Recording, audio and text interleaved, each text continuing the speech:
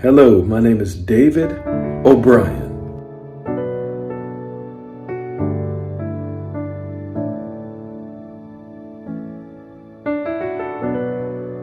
And I'm here for your success in the areas of purity.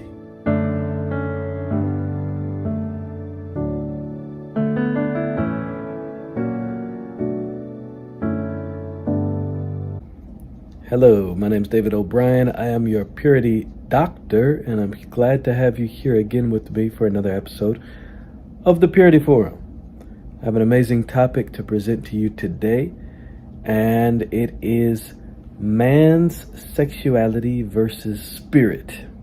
You know, Adam and Eve were the first two human beings, that's what we call them in English, but the first two humans ever created and put on the earth. They were put in the garden, and the way they were created was that God, the Creator, breathed breath into a clay vessel or body. The breath that He breathed is their spirit. The clay vessel is their physical body. It came from the earth, but the breath came from God. He created them, actually, and He made the body, and then He put them inside the body. So you got to know, to start off with, that all human beings are more than just their body. They also have a mind. When they were formed inside of, they were created, then they were put in the body that was formed. Their mind showed up, and all of a sudden they could think, look around, speak, and it says they became a living soul. So that was man. Now, man at that time, I'm talking about Adam, did not have any sexuality. He had a relationship with his Creator. That's what we call God. He had this knowledge of Him, a relationship with Him. He was connected to Him very well through his spirit. But his body, he could use as a tool.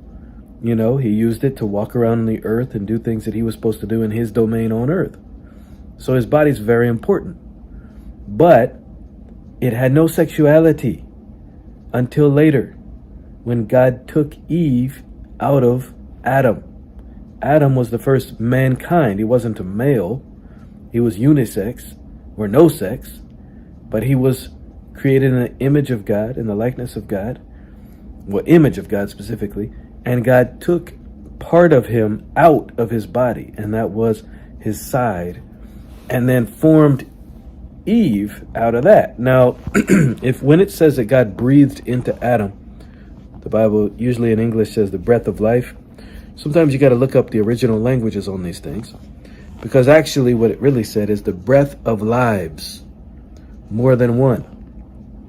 What were the lives that God breathed into that first man? Remember, not male, but mankind, the first being. Well, He breathed into it, the male and the female spirit. And when He took Eve from Adam, the spirit came with his side. He took the side of Adam out. So my point being is that this is humanity, are first of all a spirit. And they were given a body, but the body didn't have any sex. And the body did not dominate the spirit anyhow. But that spirit was the life, and it pulsed with life because it was connected with God. So when God breathed, when God spoke, when God did things, the spirit could pick up on it, and Adam and Eve knew God. So when Eve was created too, she had a relationship with God before she met Adam.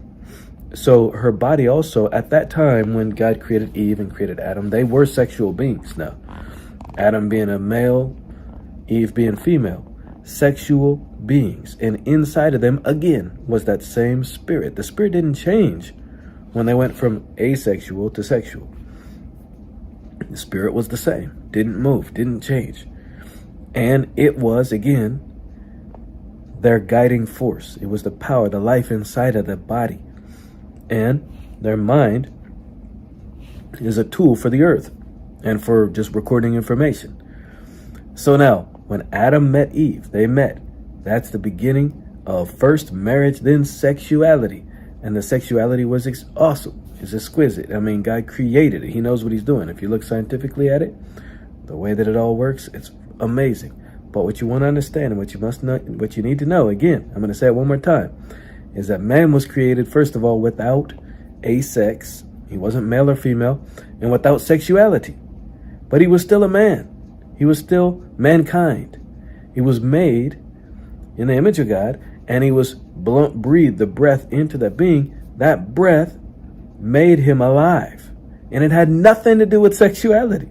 So mankind doesn't need sexuality. It was given as an extra thing, as a gift, as a blessing to Adam and to Eve, and they can enjoy each other as long as they were first in the covenant of marriage, which was given to them first by God. He brought them together. They became one as a covenant marriage partner. And then, because that was protected within that, then they became one physically. That's what we call sexuality. Sexuality. But I want to talk to you today about sexuality versus the spirit. Because the spirit, again, didn't need it, didn't have it, and that's the source, the real source of life.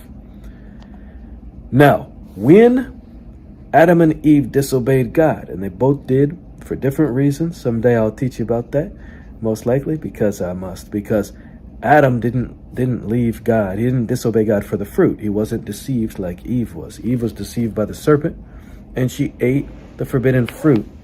And because she didn't believe God, didn't trust God, but trusted the wrong voice, which was a lying serpent of the devil, really. It was an impersonation, this evil spirit. When she did that, just as God said would happen if she did disobey, and if she did disbelieve, her spirit died. Now, what does that mean? The source of life of the spirit of man that God put in mankind was God himself. He was like the burning inner light inside of their spirit, at all times burning. And they could see things, they could know things, they could travel here or there, they could do things by their spirit, because they had that life inside of them, which was God himself. But when they turned their back on that, which is God, when they turned their back on God, he couldn't force them to stay with him, because that wouldn't be love. First of all, there's no love there, and God doesn't do that. People sometimes do that. They manipulate, do all kinds of evil, but God doesn't. He gives the choice. He gave them the choice, and when they chose to leave God, that life inside of their spirit left, and so their spirit died. All of a sudden, they're alone without God. All of a sudden, it's them and the physical world. And that's what really when the beginning of survival of the fittest started.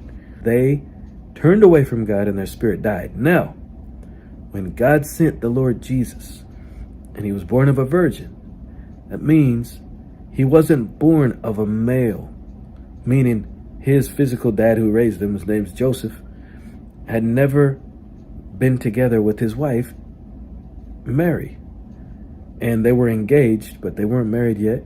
And they never came together until the baby was born. And Mary didn't have any sexual union or relation, whatever, with anybody.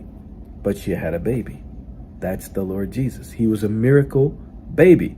Now the spirit of mankind is passed down through the seed or the sperm that goes into the egg. The egg is provided by the mother. The seed is provided by the father. So you get your spirit from your father. The humans do, I should say. The point being is that when God gave Jesus to the world, he didn't have a spirit that came from a human.